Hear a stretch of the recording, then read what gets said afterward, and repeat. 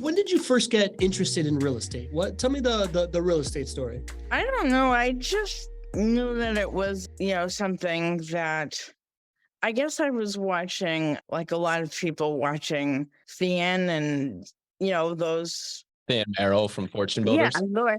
And I was like, wow, that's pretty good. And I thought, I'd love to do that, because you hear that. And then you'd hear his infomercials.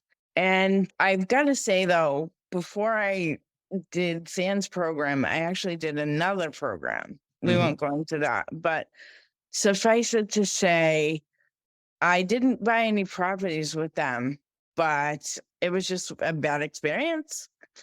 And so it took a couple of years, but I decided, I know he's really good because I've seen the shows and I thought, I'm going to do that. I'm going to go down and see what it's all about.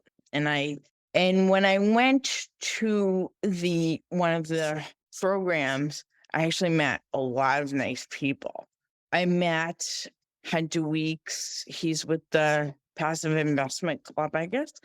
And he actually got me pretty much enrolled in the Fortune Builders program. I met Paul Shively at one of the events. So, yeah, but it was really great. It's been really great because the best part is actually meeting a lot of nice people that you have a lot in common with. And actually, the best part was meeting you guys, because you guys have really helped me, which I didn't. I mean, I guess if I can do this kind of thing, so can anybody, because I just can't believe that I actually did this and it's actually working out really well. So, yeah. And I can't wait to share. So, and without further ado, why don't we take a look at what Erin's done here? Let's take a look-see right here. Erin, this is your life. So, Erin, you started to invest in 2020, like we were talking about. You own 2 properties with JWB. And here is what you've been able to earn from all 5 profit centers. So we're going to start with net rental income. Erin, could you give everybody just an overview of what does net rental income mean to you? Oh, well, I would just say that, after I pay my bills and expenses, that's what I end up with. So that's it. That's perfect. Yeah. That's it, right? You've got rents that are coming in. You've got expenses that have to be paid by the property, and it's what's left over, right? It's another way of saying positive cash flow. Erin, great job, by the way. I totally put you on the spot like that. I know. I almost had a freeze, but I was. You did great. That was good. And you answered it perfectly, right? So that's what's left over, that net rental income. And over, I think it's about 3.7 years, if I remember from looking at the numbers here, you've earned $8,924 in net rental income. And that's after things like maintenance costs and vacancy costs. That's after things like property management fees. Yeah, I've had a couple of maintenance issues, not really that big. And I didn't have an eviction, but one of the tenants couldn't pay right away. So, but they worked it out, and they're good tenants. And I said to my property portfolio manager, I said, well, I really want people to stay in the properties, and I want them to be comfortable in the properties. And I hear that a lot. Actually grateful in 2020, because it was right about the pandemic. I said to the property portfolio manager at the time, I said, just tell them I'm really grateful that they picked my house, because it's right at the beginning of COVID and all that kind of thing. So we talk about what an inspiration you are, Erin, too. And, just overcoming whatever is in your way. And let's go back to 2020. People were scared. It was the pandemic. I was scared. We didn't know what was going on. I said to myself, I just did this, and a month later, this happens, and I didn't know what to do. But once everything kind of settled down and we understood that safety wise, for the most part, we could operate in some way, shape, or form, then we had to get down to the business of how are we going to prepare for ourselves financially today and in the future. And you did that. You did that in a way that is not average. And when we're looking at net rental income, you've earned about $9,000 here. So incredible, incredible job at a really tough time to make decisions. for sure. You did a great job. Next up, we've got tax savings. I won't put you on the spot for tax savings, Erin. That one can get sort of complicated. And if you have questions specifically about tax savings and single family rental properties, that would be a great reason to reach out to my team. You can go to chatwithjwb.com and we can get more in depth and show you how you're able to save on taxes. But just high level here, the asset class of single family rental properties built in has these incredible tax savings that you just don't get in other asset classes. And what you're able to do is to have write-offs that offset that net rental income that Erin was earning. And that what that does is it reduces her taxes so that she doesn't have to pay taxes that year, and it defers them down the line, which is always what we try to do with taxes. And I remember early on in the show today, Erin, you talked about how you love tax time because you pay next to nothing in taxes. I would imagine that. Yeah, well, it's funny because 1 year I paid, I think when I was investing with you, I paid. Now, this was the state of Massachusetts now. So I owe them, like 1 year I paid $8. Okay. Really? This is the state of Massachusetts. Okay. Now, Highly tax state. right. And I think last year, I think I didn't have to pay because my tax person said, well, it balances out, So, and I actually got a good check, back. So I was very happy with that. Absolutely, right? That's why CPAs and accountants talk a lot about how important it is to own real estate. It's because they want to look good for you too. The way they look good for you is having all these write-offs so that you could have an experience just like Erin, where you could pay $8 in taxes. And so you help them do their job better when you buy an asset like a single family rental property. That's tough in Massachusetts to do. I was like, really? Am I? The tax person, she said $8. And she said, oh, yeah, you got to mail a check to the state and it's $8. And I looked at it and I'm like, really? And I had to look at it multiple times and I just couldn't believe it. Well, they still make you write a check, I guess, apparently, even for $8. I was like, but yeah, I've gained so much from it that it's just great. So the good news keeps going. Many investors never think about principal pay down. Pablo, what's principal pay down? When your resident pays down your loan for you and you gain the equity on the behalf. 100%. And you know what? We want to treat our residents like gold because it's great to treat people well. And that's the reason that we do it. And then, oh, by the way, when we do that, our residents also pay down our loans for us. And that is incredible. And so Erin's loans on her 2 properties have been paid down $12,887 by her residents, by her providing wonderful housing, of course, coupled with wonderful property management by JWB. We're able to create great living situations for our residents.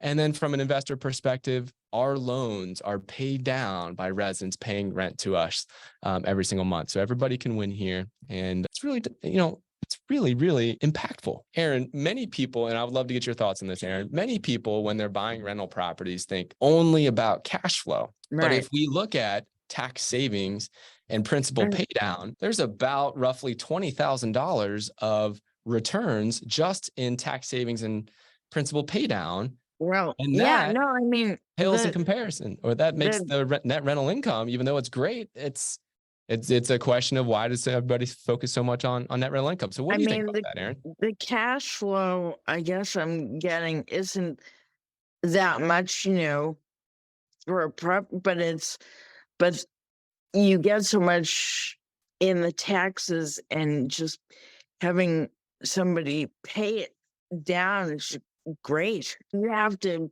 pay some things, but it's awfully nice and it appreciates. So, and you have the actual house and it's great. It's great.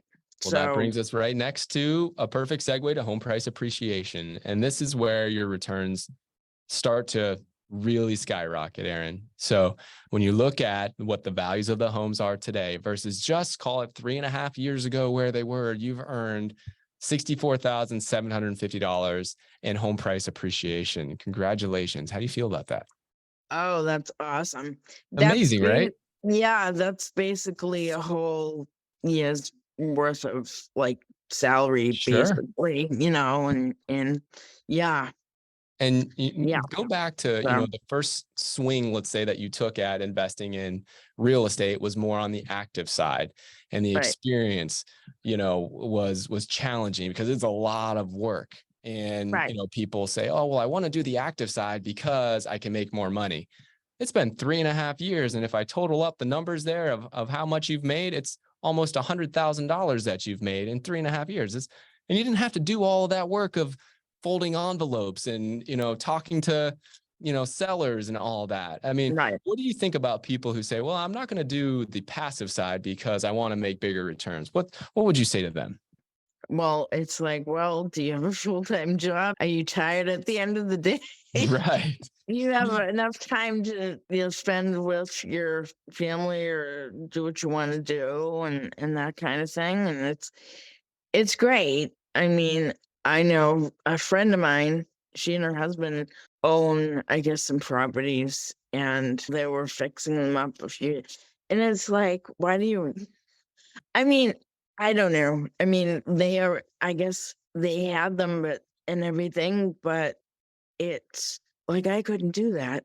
Yeah. And It's a lot of work. she said to me, "Oh, you invest in this," and she said, Are you gonna move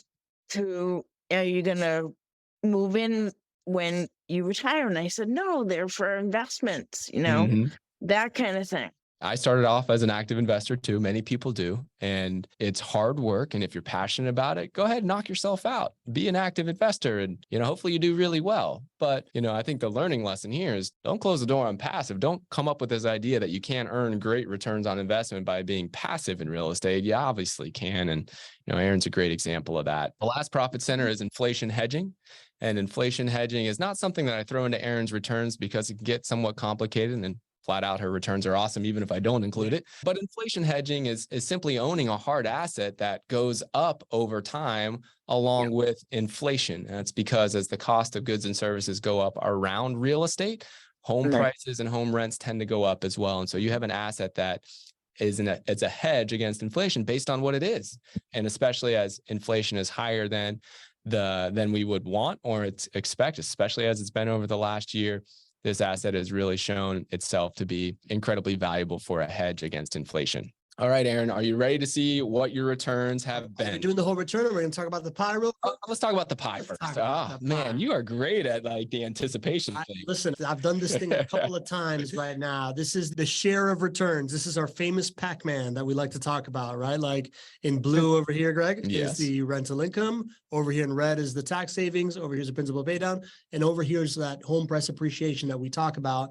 And when you look at it, we always call it the Pac-Man, right? Because when you look at the share of where your wealth comes from when you're investing in this asset class, and it's a pie chart, it's always, there's the mouth of the Pac-Man, and the mouth can be open or closed or not, but the bulk of it, the Pac-Man, the actual main event over here is always the home price appreciation. Holds true with Erin just 2 years in. How about that? Yeah.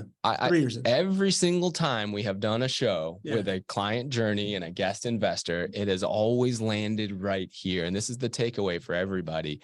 When you hold on to your real estate portfolio, your single family rental property portfolio, and you hold on for, 5 years, 10 years, 20 years, you're going to look back and your pie is going to look similar. Between 60 to 80% of your return on investment will be driven by home price appreciation. And not all markets are created the same. There are markets that are poised to grow more. There are markets that have grown more over the last 40 years. And those markets will lead to higher home price appreciation for a portfolio. So again, if we go back to the normal way that average real estate investors think, they spend so much time nitpicking about cash flow, yet they buy properties in markets that have slow or no growth. They are literally picking up pennies and stepping over the dollars. And if you work with the right team and you work in the right market, then you'll have a pie that is just like Erin's here, and you'll earn a better return on investment. And that's what we're all after, a better risk-adjusted return on investment. Our job here is not to make the most cash flow, right? I love cash flow, but if I could make slightly less cash flow and I make more from all 5 profit centers and I have a better experience doing it, wouldn't we all love that, right? Amen. That's what Erin has been able to do, Erin. So Erin, here are your numbers. Your total JWB investment, including the down payments and the closing costs on your 2 JWB investment properties, total $69,750. From all 5 profit centers, you've earned $94,195 to bring your total portfolio value for JWB up to $163,945. Your total return on investment, your IRR, is 34.2%. That means your money has earned 34% year over year over year, and almost the last year here, as we're almost in your 4th year. How do you feel about that? Oh, that's awesome. That's awesome. So you took that money that was earning 1%. You did something that was not easy to do, that was not normal, and you turned that money. It wasn't into- easy. The process with you guys was great. Actually, signing the papers to close on the home with just being so far away was a little challenging, but I wouldn't change a thing now.